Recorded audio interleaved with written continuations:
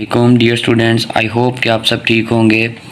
अल्लाह ताला हम सब के इल्म में इजाफ़ा अता फरमाए, आमीन।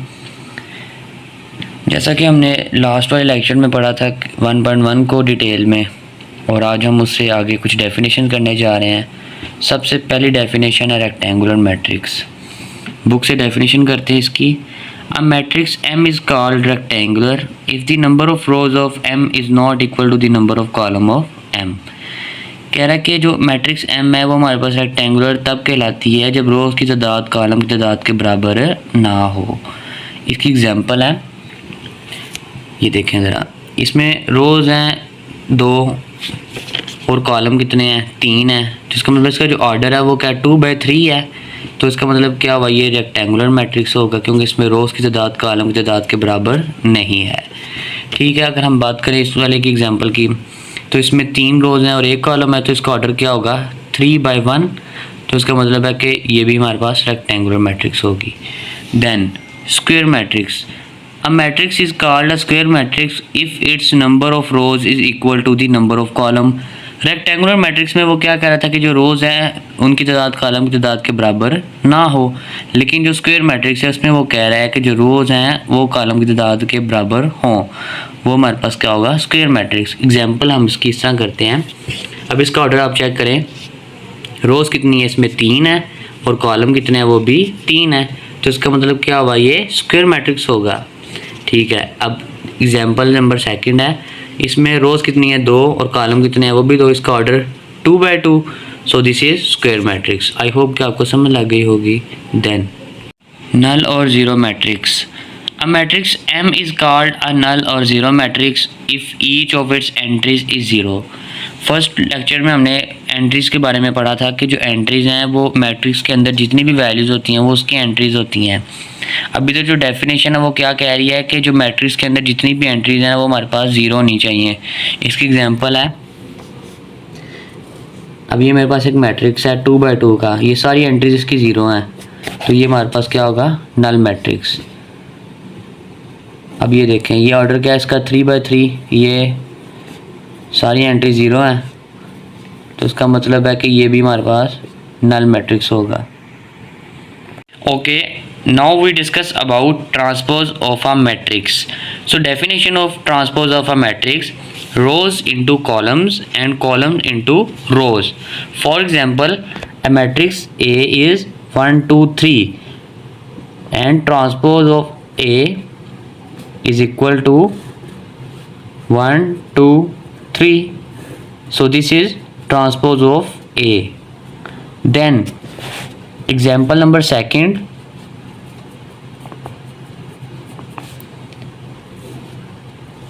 1 2 3 एंड 4, इसको हम बी मैट्रिक्स कह देते हैं।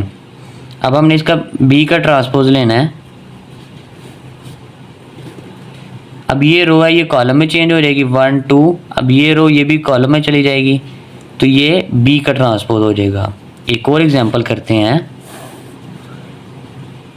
Let C is the matrix.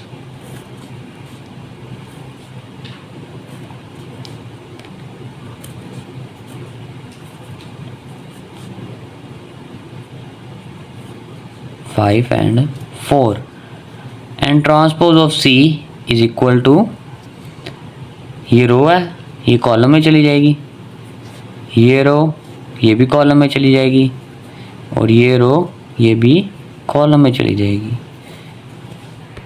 So I hope कि आपको ट्रांसपोज ऑफ अ मैट्रिक्स की भी समझ लग गई होगी। Now we discuss negative of a matrix. Let A B matrix then its negative. Negative A is obtained by changing the signs of all the entries of A। ये तो कह रहा है कि जो A मैट्रिक्स है हमारे पास, इसकी एग्जांपल करते हैं। अगर मेरे पास A मैट्रिक्स है 1 3 -7 एंड 8, अगर मैं उसका नेगेटिव मैट्रिक्स लूँ फॉर एग्जांपल,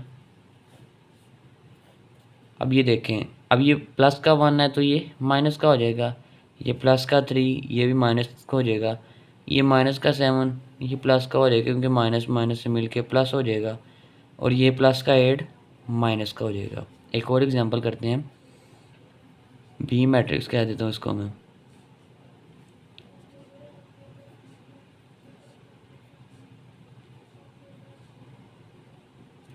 इसका मैंने नेगेटिव मैट्रिक्स फाइंड करना है। अब ये प्लस का 7 माइनस का हो जाएगा, ये माइनस का 9 प्लस का हो जाएगा, ये माइनस का 6 प्लस का हो जाएगा, और ये प्लस का 5 माइनस का हो जाएगा। Now the definition of symmetric matrix: a square matrix is symmetric if it is equal to its transpose. That is, matrix A is symmetric if A transpose is equal to A. Symmetric matrix हमारे पास वो वाला matrix होता है कि अगर हम उसका transpose लें तो वो दोबारा वही मैट्रिक्स बन जाए। फॉर एग्जांपल, अब हमने लेट किया कि जो ए मैट्रिक्स है वो हमारे पास क्या है, 1 2 3 2 -1 4 3 4 0। इसका मैं अगर ट्रांसपोज लेता हूँ ए का, ये रो कॉलम में चली जाएगी 1 2 3, ये रो ये भी कॉलम में चली जाएगी, और ये रो ये भी कॉलम में चली जाएगी। तो ये दोबारा हमारे पास वही एक मैट्रिक्स बन गया। जिस तरह हमने डेफिनेशन में पढ़ा था कि अगर हम ए का ट्रांसपोज लें तो दोबारा ए बनना चाहिए। तो इसका मतलब है कि डेफिनेशन सेटिस्फाई है। So this is symmetric matrix. मेरी कोई तबीयत नहीं ठीक, इसलिए ना आवाज़ नहीं ठीक नहीं कर रही, इस वजह से मैंने कल भी वीडियो नहीं थी बनाई। सिमेट्रिक मैट्रिक्स के बाद हम स्क्यू सिमेट्रिक को पढ़ेंगे। स्क्यू सिमेट्रिक की डेफिनेशन क्या है? अगर मैं ए का ट्रांसपोज लूँ तो वो नेगेटिव मैट्रिक्स आना चाहिए। सिमेट्रिक मैट्रिक्स क्या कह रही थी कि अगर ए का ट्रांसपोज ले तो वो प्लस का मैट्रिक्स बनना चाहिए दोबारा, तो ये नेगेटिव कह रहा है। एग्जाम्पल करते हैं, इधर मैंने एक मैट्रिक्स लिया ए 3/3, ठीक है। अब इसके ऊपर हमने डेफिनेशन सेटिस्फाई करवानी है जिस तरह हमने सिमेट्रिक मैट्रिक्स के ऊपर करवाई थी। इधर मैं ए का ट्रांसपोज लेता हूँ, ट्रांसपोज में rows into column, column into row. ये देखें रो कॉलम में जाएगी 0 3 4। अब ये रो ये भी कॉलम में, अब ये रो ये भी कॉलम में। तो देखें पॉजिटिव वाले सारे नेगेटिव हो गए हैं। ये प्लस का 3 था माइनस का हो गया, ये प्लस का 4 था ये माइनस का हो जाएगा, ये माइनस का 3 था ये प्लस हो गया, ये माइनस का 4 प्लस हो गया, 0 तो 0 0 ना ही पॉजिटिव ना ही नेगेटिव है। और ये 1 जो सा ये प्लस का था ये नेगेटिव हो गया, ये माइनस का 1 था ये प्लस का हो जाएगा। सो 0 0। तो डेफिनेशन सेटिस्फाई है।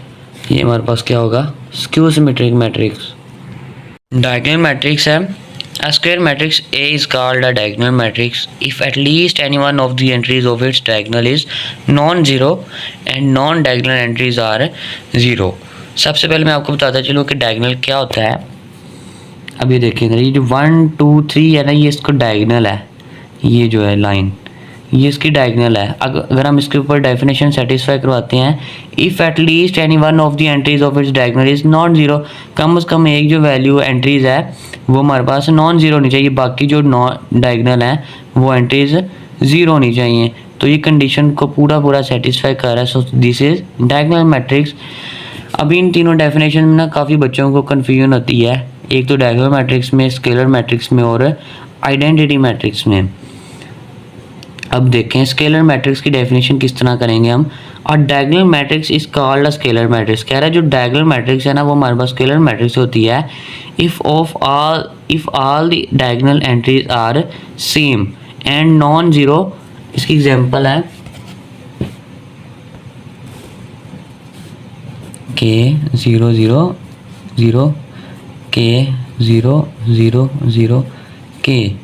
अब ये डायगोनल्स की सारी वैल्यूज़ हैं वो सेम है, तो ये हमारे पास क्या होगी? Scalar matrix.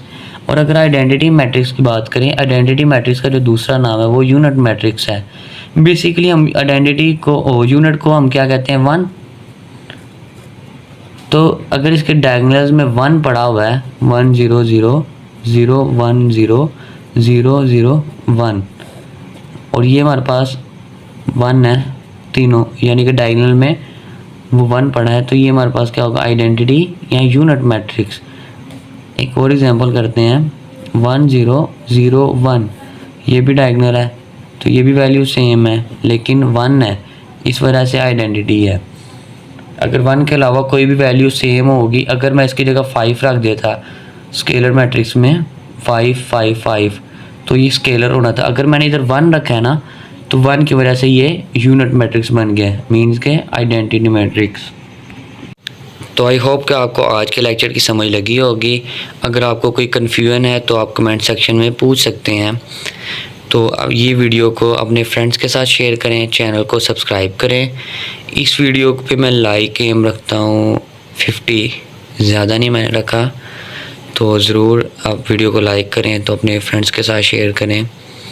मिलते हैं एक नई वीडियो में, तब तक के लिए अल्लाह हाफ़िज़, अपना ख्याल रखिएगा।